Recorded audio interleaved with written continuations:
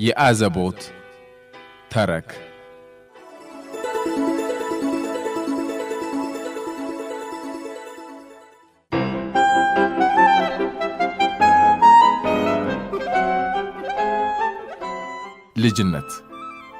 ልጅነትን ማክሲም ጎርኪ ጽፎት በካፋ ኃይለ ኢየሱስ ወደ አማርኛ መለሱት።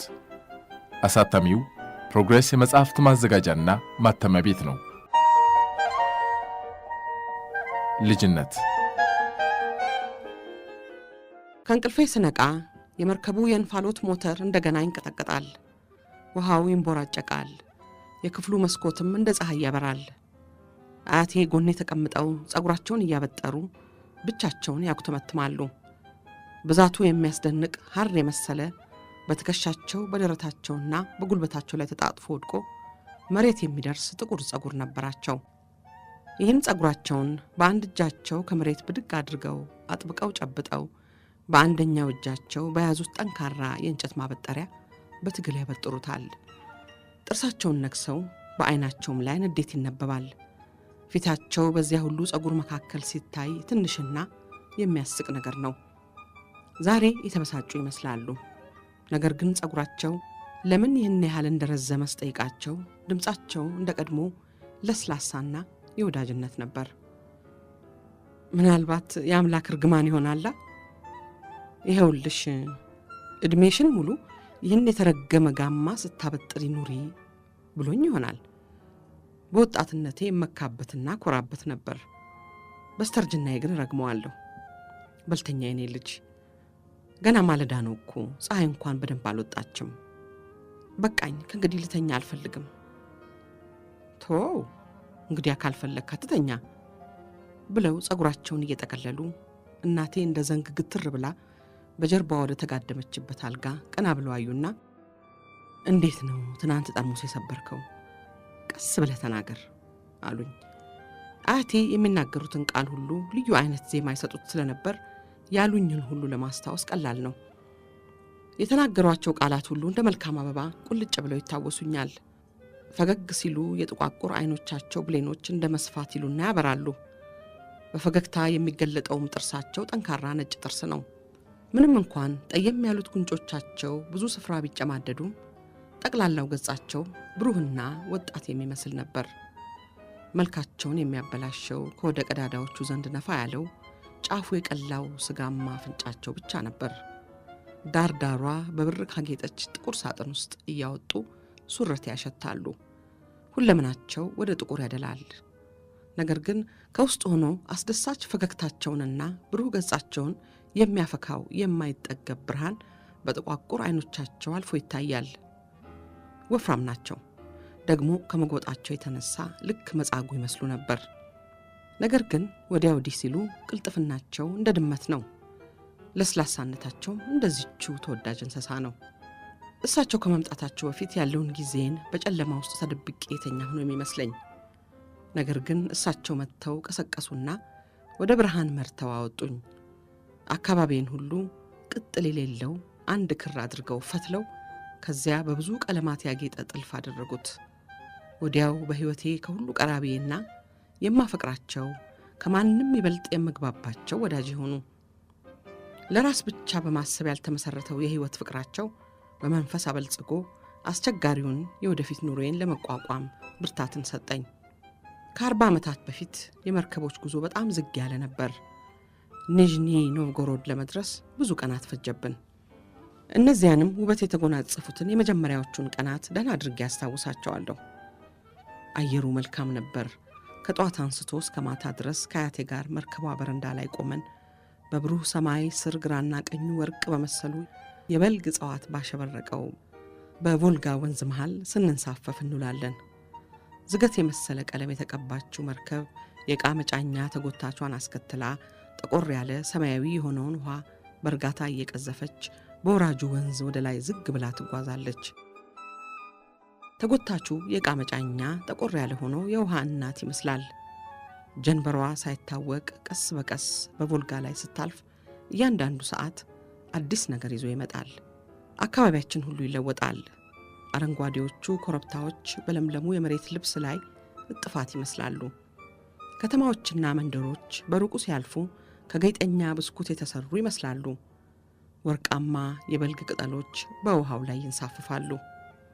እስቲ እንዴት ግሩም ነው እያሉ አያቴ ፊታቸው እያንጸባረቀ ዓይናቸው በደስታ ፈጦ በመርከቧ በረንዳ ከአንዱ ዳር ወደ አንዱ ዳር ይመላለሳሉ።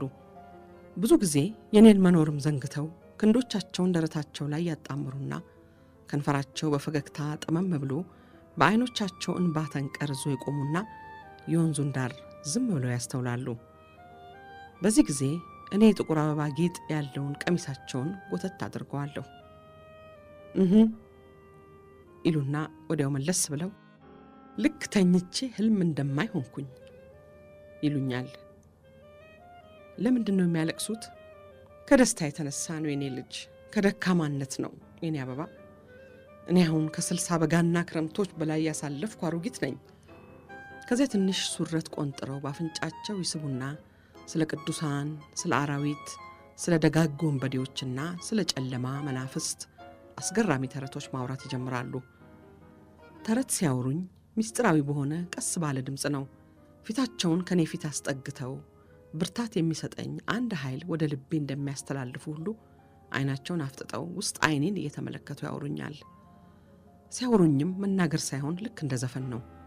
ንግግራቸው በረዘመ ቁጥር ድምፃቸው በበለጠ የዘፈን ስልት እየያዘ ይሄዳል። እሳቸውን ማዳመጥ መግለጫ ቃል የማይገኝለት አንድ ትልቅ ደስታ ነበር። አንድ ተረት ጨርሰው ዝም ያሉ እንደሆን በሉ እንጂ ያውሩኝ ብዬ ጮኻለሁ። ታዲያ ይሄውልህ እንዲሆነ የምድጃው ቆሌ እግሩን የማኮሮኒ ስንጥር ወጋውና እግሩን አቅፎ እየተንቆራጠጠ እመታይጢት እመታይጢት መሞቴ ነው እመታይጢት እያለ ጮኸ። አያቴ ይህን ሲናገሩ እግራቸውን ያቅፉና ፊታቸውን አኮማትረው ደፋ ቀና ሲሉ ልክ በህመም የተጨነቁ ይመስላሉ። መርከበኞቹ ጺማም ደጋግ ሰዎች ይሰበሰቡና ተረቱን እየሰሙ ይስቃሉ፣ አያቴንም እያመሰገኑ። ሌላ ደግሞ እንዲነግሯቸው ይለምኗቸዋል። ይበሉ እስቲ እማማ ሌላ ይንገሩን ይሉና በኋላም ይምጡ ራት አብረን እንብላ ብለው ይወስዷቸዋል። ራት ላይ አያቴን ቮድካ ሲጋብዟቸው ለእኔ ፍራፍሬ ይሰጡኛል። ብቻ መርከቧ ላይ ያለ አንድ ሰውዬ ፍሬ መብላት ስለሚከለክል ለእኔ የሚሰጡኝ በድብቅ ነው። ያ ሰውዬ አንድ ሰው ፍሬ ሲበላ ቢያይ ፍሬውን ነጥቆ ወንዙ ውስጥ ነው የሚጥለው። ሰውየው የነሐስ ቁልፍ የተደረደረበት እንደ ዘበኛ ያለ ልብስ የሚለብስና ሁል ጊዜ የሚሰክር ነበር። ሰው ሁሉ እሱን እንዳያይ ይደበቃል። እናቴ ወደ በረንዳው የምትወጣው በቁጥር ነው። በጠቅላላው እኛን ራቀችን። ያው እንደ በፊቱ ዝም ብላ ትውላለች። እስከዚህች ዕለት ድረስ ረጅምና መልካም የሰውነቷ አቋም፣ ዝምተኛው ጠየም ያለው ፊቷ፣ ፈገግ ያለ ጸጉር እንደ ዘውድ ደፍቶ ኃይለኛና ጥብቅነቷ ሁሉ በጭጋግ ወይንም በስስጉም አልፎ እንደሚታይ ሆኖ ይታወሰኛል። እንዲሁም እንደ አያቴ አይን ትልልቅ የሆኑት አይኖቿና ወዳጅ የሚያርቀው አስተያየቷ ዘመናቱን ሁሉ ተሻግሮ መጥቶ ከፊቴ ይታየኛል። አንድ ቀን በቁጣ አያቴን ማማ ለምን የሰው መሳቂያ ትሆኛለሽ አለቻቸው። አያቴን በለዘብታ ምን አለ ይሳቁ፣ ለእነሱ ትልቅ ደስታ ነው አሏት። መጀመሪያ ኒዥኒ በሩቁ ሲታይ አያቴ ያሳዩት ልክ የሕፃን የመሰለ የደስታ ስሜት ትዝ ይለኛል። ወደ በረንዳው መደገፊያ እጄን ጎትተው እያስጠጉ ኤው እንዴት ያለ ግሩም ውበት! ኤው የቤተ ክርስቲያኖቹን ጉልላት የሚበሩ ይመስላሉ። ወዲያው አይናቸውን ባዝሎ ወደ እናቴ ዞሩና ተመልከች ባሪዎሻ፣ ብዙ ሳትረሻው አትቀሪም ይመስለኛል። አይኖቹሽ ውበትና ደስታውን ይመገቡት አሏት። እናቴም ከልብ ሳይመስል ቀዝቃዛ ፈገግታ ፈገግ አለች። መርከቧ በተዋበው ከተማ አንጻር በብዙ መርከቦች ተጣቦ በመቶ የሚቆጠረው ምሰሷቸው የአጠና ክምር በመሰለበት በወንዙ መሃል ቆመች። አንድ ትልቅ ጀልባ ሰው ሞልቶ ጭኖ ወደ እኛ መርከብ መጣና ከደረጃው ስር ሲታሰር ሰዎቹ በደረጃው አድርገው በረንዳችን ላይ ወጡ።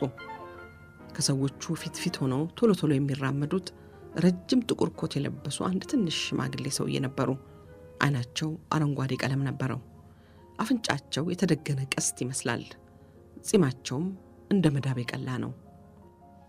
አባባ አለችና እናቴ ጮኻ ዘላ ተጠመጠመችባቸው። እሳቸውም በቀያይ ትናንሽ እጆቻቸው ራሷን ይዘው ጉንጯን እያሻሹ በደስታ ይፍነከነኩ ጀመር። እንኳን ደህና መጣሽ። አያቴ እንደ ሽክርክሪት እየዞሩ ሁሉንም አንድ ጊዜ አቅፈውና ስመው አዳረሱ። እኔንም ና ወዲህ አሉና ወደ ሰዎቹ ገፍተው አቅርበው ይህ አጎትህ ሚካኤሉ፣ ይህ ያዕቆብ፣ ይህች አክስትህ ናታሊያ፣ እነዚህ ልጆች ሁሉም ስማቸው ሳሻ ያጎቶችህ ልጆች፣ እሷም ደግሞ ካተሪና ያጎትህ ልጅ ናት። ቤተ ዘመዱን ሁሉ ተመልከት፣ ምን እንደምናሃል እያሉ አስተዋወቁኝ። ወዲያው እንደምን አለሽ ማማ አሏቸው ወንዱ አያቴ። ሁለቱም 3 ጊዜ ተሳሳሙ። ከዚያ ወንዱ አያቴ ከሰው መሃል መንጥቀው ወጡና እጃቸውን ራሴ ላይ አድርገው አንተ ደግሞ ማን ትሆን? ከአስትራካኝ ነኝ፣ ከክፍሉ ወጥቼ ነው አልኳቸው። ወንዱ አያቴ ምንድን ነው የሚለው ብለው እናቴን ጠየቁና ወዲያው መልሱን ሳይጠብቁ ወደፊት እየገፉኝ መንገድ ቀጠልን። የአባቱን የጉንጫ አጥንት ይዟል፣ ውረድ ጀልባ ላይ ውጣ አሉና ጀልባ ውስጥ አስገቡኝ። በጀልባው ሆነን ከወንዙ ዳር ደረስን። ከዚያም ቢጫ የሆነ የተቀደደ ሳር በለበሰው ገደል መሃል በጠጠር በተደለደለ አቀበት መንገድ መጓዝ ጀመርን። ወንዱ አያቴ ከእናቴ ጋር ፊት ፊት ይጓዛሉ። የአያቴ ቁመት ከእናቴ ትከሻ አያልፍም። ሲራመዱም ፈጠን ፈጠን ባለ አጫጭር እርምጃ ነው። እናቴ ግን ቁልቁል እያየቻቸው ስትራመድ ልክ በአየር ላይ የምትንሳፈፍ ትመስላለች። ከነሱ ቀጥለው ያሉት 2 አጎቶቼ ነበሩ። ሚካኤል ጸጉሩ ጥቁርና ቀጥ ያለ፣ ሰውነቱም እንደ ወንድ አያቴ ቀጭን ነው። ያዕቆብ ግን ጥቅልል ያለ ነጭ ጸጉር ነበረው። ሁለቱም አጎቶቼ በሚጓዙበት ጊዜ ምንም ቃል አይነጋገሩም ነበር። ከአጎቶቼ ኋላ ድምቅ ቀለማት ያላቸው ቀሚሶች የለባበሱ ወፋፍራም ሴቶችና 6 የሚሆኑ ልጆች ተከትለዋል። ልጆቹ ሁሉም በዕድሜ ከኔ የሚበልጡና ጸጥ ያሉ ነበሩ። እኔ ከሴቷ አያቴና ከትንሿ አክስቴ ናታሊያ ጋር ነበር የምጓዘው። አክስቴ ናታሊያ ፊቷ ይገረጣና የአይኗም ቀለም ሰማያዊ ሲሆን ሆዷ ደግሞ አለመጠን ትልቅ ነበር። አልፎ አልፎ ለማረፍ ቆም ትልና ከእንግዲህ ምንም መራመድ አልቻልኩም ትላለች። አያቴም እስቲ አንቺን ለምን አመጡሽ? ምን ያለ የሞኝ ጎሳ አሉ። ሕፃናቱንም ሆነ ትልልቆቹን አልወደድኳቸውም። በእነሱ መካከል ባዕድ የመሆን ስሜት ተሰማኝ። ሴቷ አያቴ እንኳን ተሰውሮ የራቁኝ መሰለኝ። በተለይ የጠላው ወንዱን አያቴን ነው። ገና ከመጀመሪያው ጠላትነታቸው ተሰማኝ። እሳቸውን ሳይ የስጋትና የጥንቃቄ ስሜት ስላደረብኝ በሐሳቤ አተኩሬ እከታተላቸው ጀመር። አቀበቱን ወጥተን ጨረስን። ከመንገዱ በስተቀኝ ባለው ዳገት ጫፍ ላይ የከተማው መንገድ ከሚነሳበት ስፍራ አንድ ቤት አለ። የቤቱ ቀለም የቆሸሸ ሽሮ የሚመስል ነው። መስኮቶቹ ወደ ውጭ የፈጠጡ ሲሆኑ ጣራው ዝቅ ብሎና ተርፎ በላያቸው ላይ ተደፍቷል። ቤቱ ከውጭ ሳየው ትልቅ መስሎኝ ነበር። ውስጡ ግን የተጨናነቁ ጠባብ ክፍሎች ነው ያሉት። አንድ መርከብ ከወደቡ አርፎ ተሳፋሪው ሊወርድ ሲል እንደሚሆን ሁሉ በዚህም ቤት ውስጥ የሚንጫጩና የሚነጫነጩ ሰዎች ይራወጣሉ። ሕፃናቱ ስንዴ ፈሶ እንዳዩ ወፎች ግርግር ይላሉ። ቤቱ በአንድ ባለመድኩት የሚከነከን ሽታ ታፍኗል። ከቤቱ ወጣሁና ስቆም የውጭው ምድረ ግቢው ከውስጡ የማይሻል ሆኖ አገኘሁት። በየስፍራው ወፍራም ቀለም ያለው ውሃ የተሞሉ ጋኖች ተሾመዋል። እንዲሁም በተወጠሩ ገመዶች ላይ ሰፋፊ ጨርቆች እንዲደርቁ ተሰጥተዋል። በአንድ በኩል ከአንድ ደሳሳ ሰቀላ ውስጥ እሳት ሲነድ ይታያል። ከወደ ውስጥ አንድ ነገር ፈልቶ ሲንተከተክ ይሰማል። የአንድ የማይታይ ሰውዬ ድምፅም ሰምቻቸው የማላውቅ ግራ የሆኑ ቃላት ጮክ ብሎ ይጣራል። ሳንታሊን፣ ማጌንታ፣ ሰልፈሪክ አሲድ። ይህ ብዙ ያየሁበት ለመግለጽ የሚያዳግት እንግዳ የሆነና የጥድፊያ ኑሬ መጀመሪያ ነው። በአንድ ጥሩ አዋቂ ሰው አንደበት እንደተነገረ ክፉ ተረት ሁሉ ልቅም አድርጌ ያስታውሰዋለሁ። አሁን ያለፈው ትዝ ሲለኝ እውነት እንደዚያ ነበር ብሎ ለማመን አንዳንድ ጊዜ ያዳግተኛል።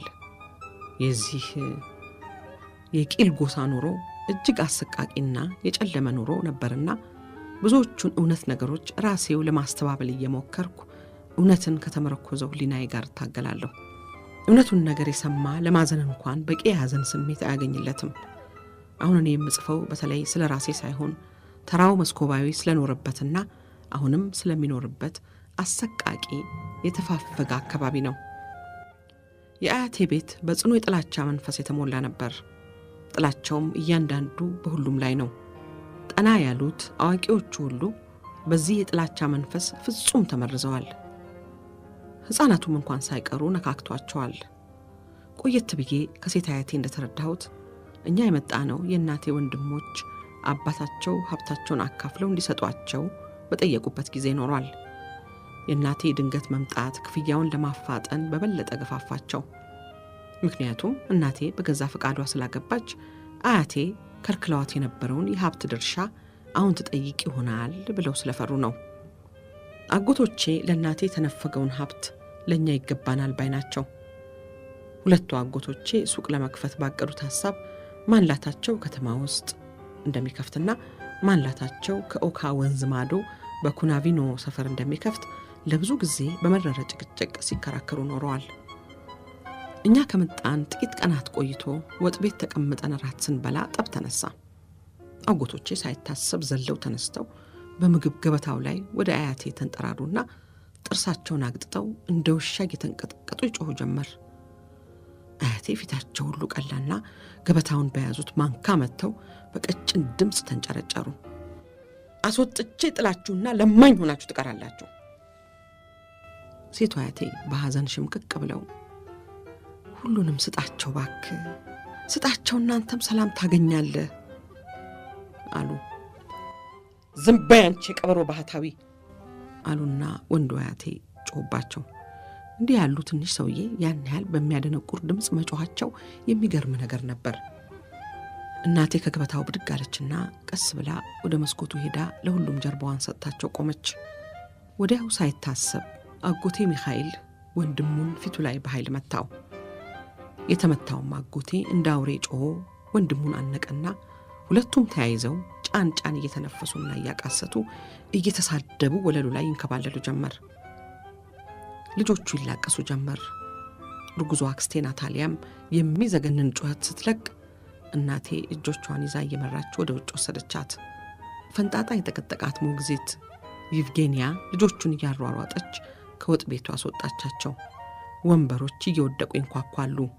ለልምምድ የተቀጠረው ሰራተኛ ፂጋኖክ አጎቴ ሚካኤል ጀርባ ላይ ቁጭ አለና ሲይዘው ጥቁር መነጽር የሚያደርገው ፂማም ቋሚ ሰራተኛ ግሪጎሪ ኢቫኖቪች ደግሞ እጆቹን በፎጣ የፊጥኛ አሰራቸው። አጎቴ ስሱን ጥቁር ፂሙን ከወለሉ ጋር እየፈገፈገ የሚያስፈራ ጩኸት ይጮህ ጀመር። አይ ጉድ ወንድማማቾች፣ እንዲህ አርጎም ወንድማማች የለ አሉና ወንዳያቴ ጮሁ። ገና የጠቡ ጭቅጭቅ ሲጀመር ፈርቼ ምድጃው ላይ ካለው መደብ ወጥቼ ነበር።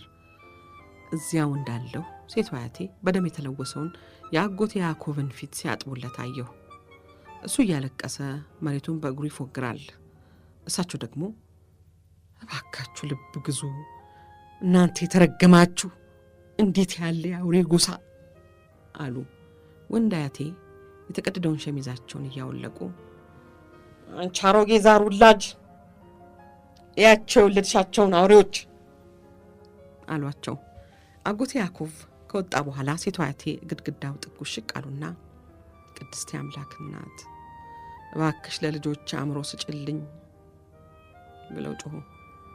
ወንዱ አያቴ ዕቃ ሁሉ ተገለባብጦና ፈሶ በሚታይበት ገበታ ላይ አይናቸውን ተክለው ቆሙ። እነዚህን ልጆችሽን ብትመለከቻቸው ይሻላል፣ አለዚያ ባርባራን አንድ ነገር ያደርጓታል አሉ ቀስ ባለ ድምፅ። በስመ አብ እንዴት ትላለህ? በል እንድሰፋው ሸሚዝህን አውልቀው አሉና ሴቷ አያቴ የወንዱን አያቴን ፊት በሁለት እጃቸው ይዘው ግንባራቸውን ሳሟቸው። ወንዱ አያቴም ቁመታቸው ከሴቷ አያቴ በጣም ያጠረ ስለነበር ደረታቸውን ተደግፈው ሽጉጥ አሉ።